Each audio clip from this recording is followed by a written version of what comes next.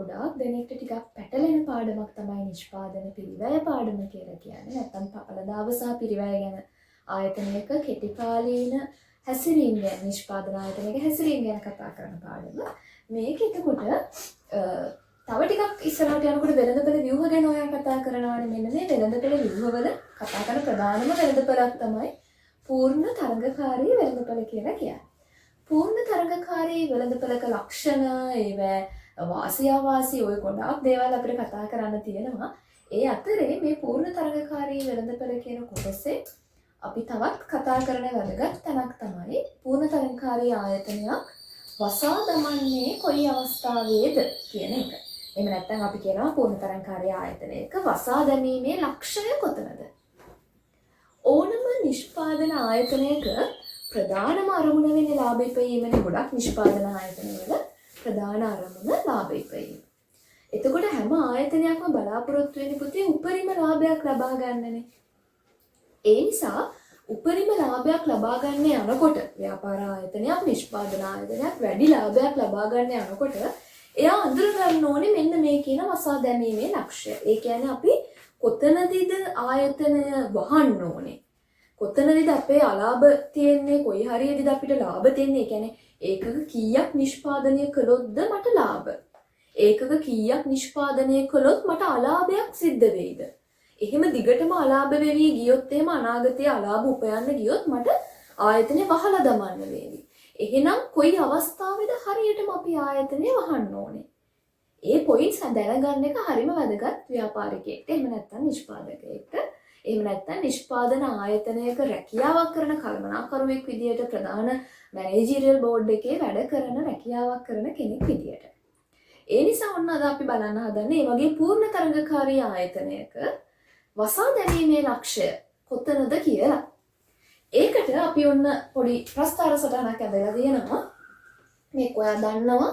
මේ තියෙන්නේ පළවෙනියටම ඇඳලා තියෙන මං ATC එහෙම නැත්නම් සාමාන්‍ය මුළු පිරිවැය වක්‍රය. ඒ හැඩයට යනවා කියලා අපි ඉගෙනගෙන තියෙනවානේ සාමාන්‍ය විචල්්‍ය පිරිවැය වක්‍රය. එතකොට සාමාන්‍ය මුළු පිරිවැයයි සාමාන්‍ය විචල්්‍ය පිරිවැය එකම හැඩේ U වක්‍රක හැඩේ කියලා අපි ඉගෙන ගන්නවා. ඒ වගේම තව පුංචි දෙයක් මතක් කරන්න. මේ දෙන්නගේ අතර තියෙන පරතරය මොකද වෙන්න ඕනේ එන්න. ගැප් එක එන්න අඩු වෙන්න ඕනේ. එතකොට එහෙම අඩු වෙලා පුතේ මේ දෙන්න මෙහෙම එකතු වෙවිද? එහෙම වෙන්නේ නැහැ. මේ දෙන්නගේ අතර තියෙන පරතරයෙන් මොකද්ද පේන්නේ? සාමාන්‍ය මුළු පිරිවැයයි සාමාන්‍ය විචල්්‍ය පිරිවැයයි අතර තියෙන වෙනස මොකක්ද? සාමාන්‍ය විචල්්‍ය පිරිවැයට සාමාන්‍ය ස්ථාවර පිරිවැය එකතු වුණාම තමයි සාමාන්‍ය මුළු පිරිවැය හැදෙන්නේ.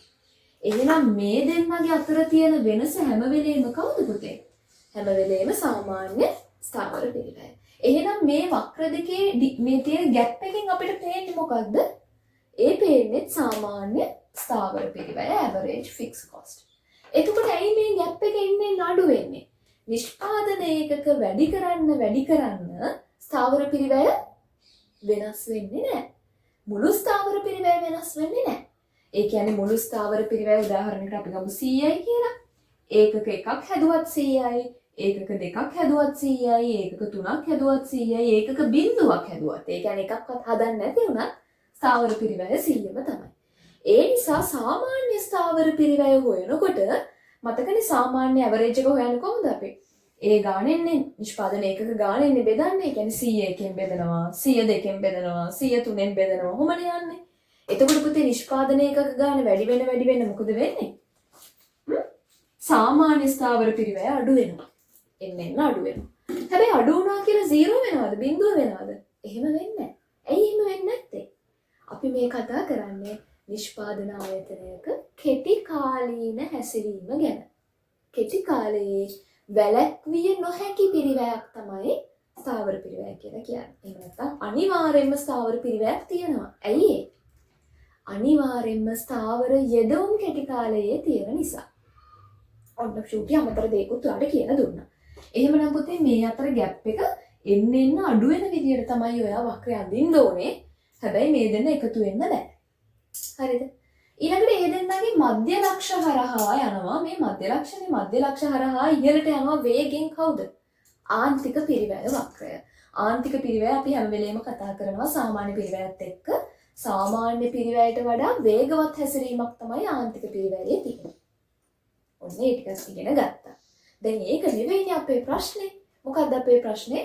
කොතනදද අපි වහන්නේ? දැන් මේ රූප සටහනේ මට කියන්න පුතේ මම ඇඳලා තියෙන්නේ අති ප්‍රාමාණික ලාභ ලබන අවස්ථාවක්ද ප්‍රාමාණික ලාභ ලබන අවස්ථාවක්ද එහෙම නැත්නම් අවප්‍රාමාණික ලාභ හෙවත් ආර්ථික අලාභ ලබන අවස්ථාවක්ද කියලා බලලා කියන්න බලන්න. කොහොමද බලන්නේ? පූර්ණ තරඟකාරී ආයතනයක ඉල්ලුම ප්‍රමාණාක්ෂර සමාන්තරවන යන්නේ. අපි කියන්නේ මෙයා මිල ගණුවෙක්නේ, මිල වෙනස් කරන්න බෑ. එතකොට මේ P1 කියන මිලම තමයි යන්නේ. එහෙනම් මෙන්න මිල. හරිද?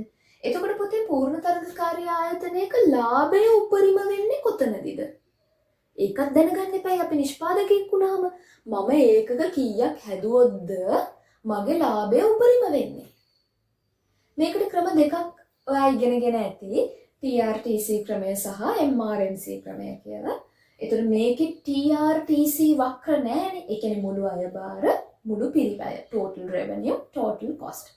ඒ වක්‍ර මුකුත් මෙතන නැති නිසා අපිට ගන්න වෙන්නේ MRMC ක්‍රමය. එහෙම නැත්නම් ආන්තික අයබාර සමානයි ආන්තික පිරිවැය ක්‍රමය තමයි අපිට ගන්න වෙන්නේ. හරි. එතකොට දැන් MR කොහොමද අපි මේ ක්‍රමයෙන් හොයන්නේ? අපි කියන්නේ පුතේ ආයතනයක ලාභය උපරිම වෙන්නේ ඒ ආයතනයේ ආන්තික අයබාරය ඒ ආයතනයේ ආන්තික පිරිවැයට සමාන වෙන අවස්ථාවේදී MRMC ට සමාන වෙනකොට තමයි ලාභය උපරිම වෙන්නේ. හරිද? දැන් මේකේ MC මෙන්න MC. MR තමයි මේ ඉල්ලුම් වක්‍රයෙන් පේන්නේ. මොකද මිල ගණුවකින්ද MR වෙනස් වෙන්නේ නැහැ, AR වෙනස් වෙන්නේ නැහැ. මෙන්න MR. එහෙනම් MR උයි MC සමාන වෙන පොයින්ට් එක තමයි මම මේ මාක් කරලා තියෙන්නේ Q1 කියන නිමවුම් මට්ටම. නිකන් ඔයාලට වැඩි හොඳට මේක තේරෙන්න මම මේකට ඉලක්කමක් දාන්නම්. අපි කියමු නිමවුම් මේකක 100දී. නිමවුම් මේකක 100දී තමයි එහෙනම් ලාභය උපරිම වෙන්නේ. පුතේ ලාභය උපරිම වෙන්නේ ඒකක 100ක් හැදුවොත් නම්. හරි? ඒ කියන්නේ මේ ආයතනයේ එක කීයක් හදයිද? 100ක් හදයි. ඉතින් ලාභ උපරිම කරන තර නිෂ්පාදනයේ යෙදෙන්නනේ ඕනම ආයතනයක් කැමති. ඒ නිසා යාගේ ලාභය උපරිම වෙන්නේ 100දී නම් මේගොල්ලෝ 100ක් හදන්න තමයි try කරන්නේ. දැන් 100ක් නිෂ්පාදනය කරනවා නම් නිෂ්පාදන ඒකක 100ක් හදනකොට එයාගේ මිල තමයි මේ තියෙන්නේ. මිල රුපියල් 10 ගානේ තමයි එයා නිෂ්පාදනය කරන්නේ. නැත්නම් එයා විකුණන්නේ 10 ගානේ. එතකොට ඒ 100ට යන කොස්ට් එක කීයද? මුළු පිරිවැය. එහෙම නැත්නම් සාමාන්‍ය මුළු පිරිවැය කීයද? ඔන්න හොයන්නේ කොහොමද? ඒකක 100 දිගේ අපි උඩට යනවා අපේ සාමාන්‍ය මුළු පිරිවැය වක්‍රය ගෑවෙනකම්. ඒ කියන්නේ මෙන්න මෙයා. ඔන්න උඩට ගියා. මෙන්න මෙතනදී තමයි පුතේ ඒකක 100දී සාමාන්‍ය මුළු පිරිවැය අපිට එනවා රුපියල් 12ක් කියලා. ඒ කියන්නේ මේ ආයතනයේ මිල රුපියල් 10යි average cost එක නැත්නම් average total cost එක 12යි. එහෙනම් ලාභද පාඩුද මේ ආයතනයට? මිලට වඩා පිරිවැය වැඩි. මිලට වඩා පිරිවැය වැඩි කියන්නේ පුතේ ආර්ථික අලාභ උපයන අවස්ථාවක් නේද? ඒක ඔයාලට තේරෙනව නේද? පාඩුයිනේ මේ වැඩේ. 10යි හම්බ වෙන්නේ 12ක් වියදම් කරන්න වෙනවා. පාඩුයි ආර්ථික අලාභ. අවප්‍රාමාණික ලාභ කියන්නේ මේකටම තමයි. දැන් අලාභ උපයනවා නම් අපේ ප්‍රශ්නේ මොකද්ද? ආයතනය වසා දැමීමේ ලක්ෂයනේ. දැන් පුතේ අලාභ උපයනවා කියලා දැක්ක ගමන් ඉක්ෝන් කරන ඔයා ආර්ථික විද්‍යාව ඉගෙන ගන්න ඔයා ආයතනය වහනවද? එහෙම කරන්නේ නැහැ. අලාභ දැක්ක ගමන් දඩස් ගාලා අපි ආයතනය වහලා දාන්නේ නැහැ. මොකද අපි බලන්න ඕනේ අනාගතේ තව ටික කාලයක් අපි කොහොම හරි බිස්නස් එක අල්ලගෙන හිටියොත් අලාභ ලැබුවට ලාභ ගන්න පුළුවන්ද? එහෙම නැත්නම් අනිත් පැත්තට අලාභ ලැබුවට අනාගතේ තවත් අලාභ වැඩි වෙයිද? ඒ කියන්නේ අපි ව්‍යාපාරයේ රැඳිලා ඉන්න කෙනු අලාභ අඩු කරගන්න පුළුවන් වෙයිද? අලාභ වැඩි කරගන්න වෙයිද? ඔය දෙක හිතන්න එපා. ඒක බලන්නේ ආර්ථික අලාභ තිබ්බට නැත්නම් අපේ සාමාන්‍ය මුළු පිරිවැය ඉහළින් තිබ්බට සාමාන්‍ය මුළු පිරිවැයෙන් නෙවෙයි. අපි ඒක බලන්නේ කොතනින්ද? ආයතනයක වසා දැමීමේ ලක්ෂය කියලා කියන්නේ මොකක්ද පුතේ? සාමාන්‍ය විචල්්‍ය පිරිවැය දිහා තමයි අපි මේකෙදි බලන්නේ. නැත්තම් අපි කියනවා ආයතනයක මිල අවම සාමාන්‍ය විචල්්‍ය පිරිවැයට සමාන වෙනවා නම් අවම සාමාන්‍ය විචල්්‍ය පිරිවැයට. ඒ කියන්නේ ව්‍යාපාරයේ සාමාන්‍ය විචල්්‍ය පිරිවැය තියෙන මේ තියෙන ABC. ඒකේ අවම දැන තියෙන්නේ. අවම සාමාන්‍ය විචල්්‍ය පිරිවැය ව්‍යාපාරයේ මිලෙන් ආවරණය වෙනවා නම් අලාභ ලැබුවට කමක් නැහැ. තව චුට්ටක් බිස්නස් එක ඉස්සරහට කරගෙන යන්න ඔයාට අනාගතයේ ලාභ ලබන්න පුළුවන් වේවි. හැබැයි යම් ආයතනයකට එයාගේ අවම සාමාන්‍ය විචල්්‍ය පිරිවැයවත් මිලෙන් කවර් කරගන්න බැරි නම් එහෙනම් අනිවාර්යෙන් එයා ආයතනය වහලා දාන එක තමයි වඩා සුදුසු. දැන් අපි බලමු අපේ ගානේ කෝ අවම සාමාන්‍ය විචල්්‍ය. මේ තියෙන්නේ විචල්්‍ය පිරිවැයනේ මෙන්න අවම පොයින්ට් එක ගිහිලා තියෙන මේ වක්‍ර ගිහින් තියෙන අවම සාමාන්‍ය විචල්්‍ය දැනෙන්නේ. දැන් අපි බලනවා නිෂ්පාදන ඒකක 100ක් හදනවා නම් දැන් අපේ පොයින්ට් එක මොකද්ද? ලාභය උපරිම කරන්න නම් MR සමානයි MC අවස්ථාව වෙන නිමවුම් ඒකක ගාන අපි හදන්න ඕනේ. අපි ඒක හොයාගත්තා ඒකක 100ක් අපි හදන්න ඕන කියලා. එහෙනම් අපි බලමු පුතේ ඒකක 100ක් හදනකොට අපේ විචල්්‍ය පිරිවැය කීයද කියලා. කොහොමද ඒක බලන්නේ? විචල්්‍ය පිරිවැය වක්‍රය ගෑවෙන පොයින්ට් එකකින් තමයි ඒක බලන්නේ. ඔන්න මට එනවා රුපියල් 8යි කියලා. ඔයාලට පේනවනේ 10ට වඩා අඩුවක් යන්නේ. එහෙනම් දැන් මොකද උනේ? මිල රුපියල් 10යි. ඒ කියන්නේ ඒකක 100කදී මිල රුපියල් 10යි. ඒකක 100ේදී විචල්්‍ය පිරිවැය 8යි. ඒ කියන්නේ අවම සාමාන්‍ය විචල්්‍ය පිරිවැය මිලෙන් ආවරණය කරගන්න පුළුවන්ද බැරිද?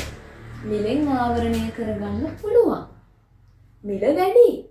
මොනවද පුතේ විචල්්‍ය පිරිවැය කිව්වේ? අර ආයතනයේ නිෂ්පාදන ඒකක ගානත් එක්ක වෙනස් වෙන පිරිවැයනේ. උදාහරණයක් මොනවද? යෙදවුම් වලට දරන්න වෙන පිරිවැය, සේවකයින්ට වැටුප්, ඔය වගේ දේවල්නේ. එහෙනම් මේකේ අදහස වෙන්නේ මොකද්ද? අපිට අපේ ආයතනයේ නිෂ්පාදනයට ගත්ත යෙදවුම් වලට ඒ සැපයුම් කරුවන්ටත් ගෙවලා සේවකයන්ගේ පඩියත් වැටුපත් ගෙවලා තවත් රුපියල් 2ක් ඉතුරු වෙනවා මිලේ. ඒක මොකටද? ඒ ස්ථාවර පිරිවැය ආවරණය කරගන්න. ඒ කියන්නේ ස්ථාවර පිරිවැයනොත් රුපියල් 2ක ප්‍රමාණයක් අපිට මිලෙන් ආවරණය කරගන්න පුළුවන්. හරිද? පුතේ කොහොමද ආයතනයේ නිෂ්පාදන ඒකක බිඳුව වුණොත් ඒත් අපිට ස්ථාවර පිරිවැයක් තියෙනවනේ.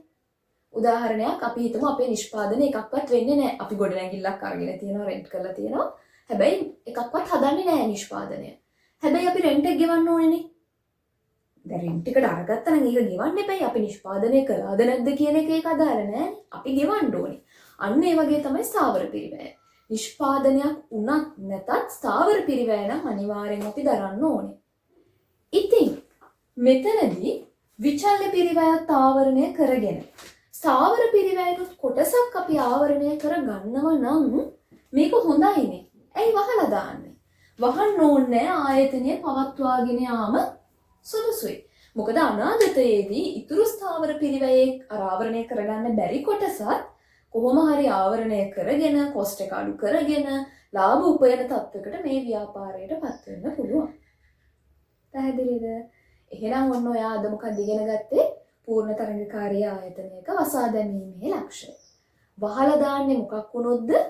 ආයතනයේ මිලෙන් අවම සාමාන්‍ය විචල්්‍ය පිරිවැයවත් ආවරණය කරගන්න බැරි නම්. හරි. අපිට දුන්නා රූප සටහනක් ප්‍රස්ථාරයක්. අපි ඒකේ අගයන් එක්ක දාලා බැලුවා. කොතනදීද ලාභ ලබන්නේ, කොතනදීද පාඩු ලබන්නේ. එහෙම නැත්නම් ලාභ උපරිම කරන නිමැවුම් මට්ටම පළවෙනියට ඔයා හොයාගන්න ඕනේ. ඒක හොයන්නේ කොහෙද? MR සමානයි MC වෙන අවස්ථාව. ඒක අපි හොයාගත්තා ඒකක 100යි කියලා. දැන් අපි හදන්නේ කීයයිද ඒකක? 100ක් හදනවා. 100ක් හදනකොට මිල 10යි කියලා අපි දන්නවා. 100ක් හදනකොට පිරිවැය බැලුවාම සාමාන්‍ය පිරිවැය එනවා 12. බැලුමට අපිට මේක අලාභ තත්වයක්. අලාභ තත්වයක් කියලා දැක්ක ගමන් අපි කියනද ආයතනය වහලා දාමු කියලා. එහෙම කියන්නේ. මොකද වහනවද නැද්ද කියන එක තීරණය වෙන්නේ ATC වක්‍රයෙන් නෙවෙයි AVC වක්‍රයෙන්. ඒ නිසා ඔන්න අපි බැලුවා ලාභ උපරිමකරණ නිමැවුම් මට්ටමේදී විචල්්‍ය පිරිවැය කීයද කියලා. ඔන්න එනවා 8යි කියලා. ඒ කියන්නේ මොකක්ද ඒකේ තේරුම? මිලෙන් විචල්්‍ය පිරිවැය අපිට ආවරණය කරගන්න පුළුවන්. එහෙනම් ප්‍රශ්නයක් නැහැ. ව්‍යාපාරයේ දිගට පවත්වාගෙන යන්න කියන යෝජනාව තමයි ඔයාට දෙන්න පුළුවන් වෙන්නේ. පැහැදිලි නේද? එහෙනම් ඔන්න පූර්ණ තරඟකාරී වෙළඳපොළක වසා දැමීමේ ලක්ෂ්‍ය කියන කොටස අපි චුට්ටක් කතා කරගත්තා. එහෙනම් අපි තවත් දවසකින් හම්බ වෙමු.